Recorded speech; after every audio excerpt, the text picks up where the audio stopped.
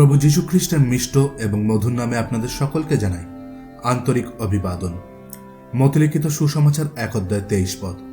দেখো, সেই কন্যা গর্ভবতী হইবে এবং পুত্র প্রসব করিবে, আর তাহার নাম রাখা যাবে ইম্মানুয়েল।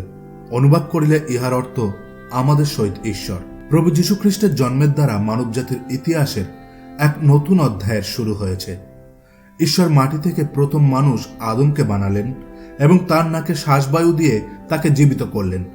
এটি ছিল মানব ইতিহাসের প্রারম্ভ। আদম ঈশ্বরের আজ্ঞাকে উল্লঙ্ঘন করে পাপে পতিত হন এবং তার দ্বারা পাপ জগতে প্রবেশ করে, এবং পাপের ফলে মৃত্যু প্রত্যেক মানুষের জীবনে এসেছে।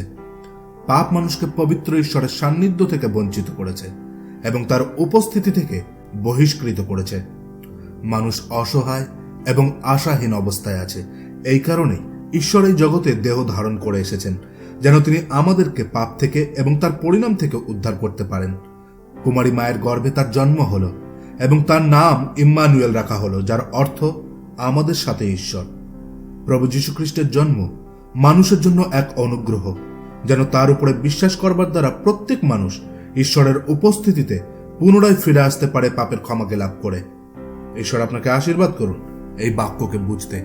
ধন্যবাদ।